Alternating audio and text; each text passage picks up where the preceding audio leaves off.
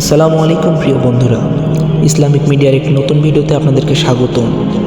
আশা করি ভিডিওটি আপনাদেরকে ভালো লাগবে। যদি ভালো লাগে তাহলে নতুন ভিডিও পেতে অবশ্যই চ্যানেলটি সাবস্ক্রাইব করে পাশে থাকবেন। ধন্যবাদ। পৃথিবীর সকল প্রাণীর জবান থাকলেও মাছের জবান নাই কেন?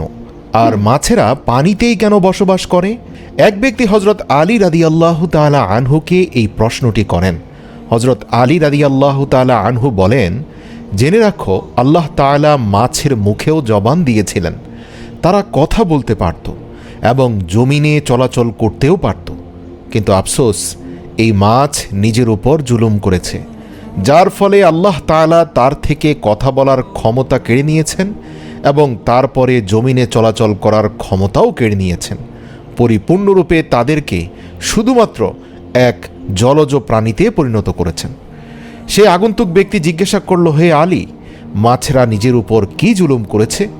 হজরত আলী রাদিয়াল্লাহু তাআলা আনহু উত্তর দিলেন, যখন আল্লাহ তাআলা হজরত আদম আলাইহিস সালামকে সৃষ্টি করার পর সমস্ত ফেরেশতাদেরকে নির্দেশ দিলেন যে তোমরা সকলে আদমকে সেজদা করো, সমস্ত ফেরেশতা হজরত আদম আলাইহিস সালামকে সেজদা করল, কিন্তু ইবলিস শয়তান আদম আলাইহিস সালামকে সেজদা করতে অস্বীকৃতি জানালো।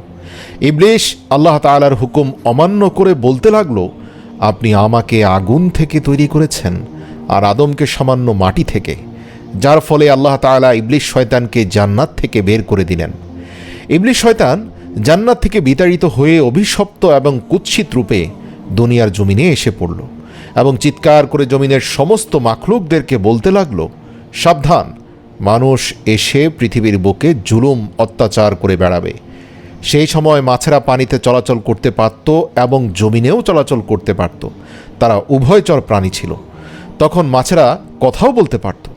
ইবলিস শয়তান সমস্ত প্রাণীদের মধ্যে সর্বপ্রথম মাছদেরকেই কুমন্ত্রণা দিল। ইবলিস শয়তান মাছদেরকে বলল, মানুষ যখন পৃথিবীর বুকে আসবে তখন তারা নিজেদের ক্ষুধা মেটানোর জন্য তোমাদেরকে জীবন্ত অবস্থায় চাকুর সাহায্যে কেটে টুকরো টুকরো করে খাবে। মাছরা যখন এই কথা শুনল তখন তারা সমুদ্রের অন্য সমস্ত প্রাণীদেরকে মানুষের ব্যাপারে এই সমস্ত কথা বলে মানুষের বিরুদ্ধে সবাইকে একত্রিত করতে লাগলো, যার ফলে আল্লাহ তাআলা মাছদের কথা বলার ক্ষমতা কেড়ে নেন এবং মাছেদের জবান হারা হয়ে যায়। পাশাপাশি আল্লাহ তাআলা মাছদের ব্যাপারে এই বিধান জারি করেন যে কোনো মানুষ মাছদেরকে জবেহ করতে হবে না, তাদেরকে জীবিত অথবা মৃত উভয় অবস্থায় কাটা যাবে। অন্য সকল প্রাণীকে আল্লাহর নাম নিয়ে জবাই করার যে বিধান প্রযোজ্য, সেটা মাছদের ক্ষেত্রে প্রযোজ্য হবে না, কেননা আমি তোমাদের জীবনকে পানির মধ্যে সীমাবদ্ধ করে দেব। মাছদের উদ্দেশ্যে বলা হলো, তোমাদেরকে যখন পানি থেকে উঠানো হবে তোমরা নিজেরাই ছটপট করতে করতে মারা যাবে। এর ফলে যখনই মাছকে পানি থেকে বের করা হয় মাছেরা ছটপট করতে থাকে এবং মাছের দেহের সমস্ত রক্ত এসে তার গলার মধ্যে থাকা একটি বিশেষ গ্রন্থিতে জমা হয়ে যায়। আর এ কারণে মাছকে খাওয়ার জন্য বিশেষ প্রক্রিয়ায় জবাই করার বাধ্যবাধকতা নেই, কেননা ইসলামে জবেহ করার বিধান এই জন্য দেয়া হয়েছে যাতে করে পশুর শরীরের রগের মধ্যে প্রবাহিত সমস্ত রক্ত মাংস থেকে আলাদা হয়ে বের হয়ে যায় এবং মাংসের গুণাগুণ অক্ষুণ্ণ থাকে, জীবাণুমুক্ত থাকে, স্বাস্থ্যকর থাকে। আদম সন্তানের জন্য যেন এই খাবার কোনোভাবে আনহাইজেনিক না হয়, অর্থাৎ অস্বাস্থ্যকর না হয়।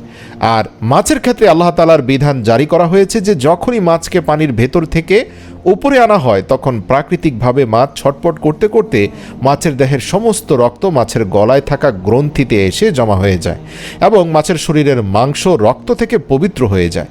এর জন্য মাছ কোনো প্রকার নিয়ম কানুন পালন করে জবাই না করলেও এটা প্রত্যেক আদম সন্তানের জন্য মৃত এবং জীবিত উভয় অবস্থায় হালাল।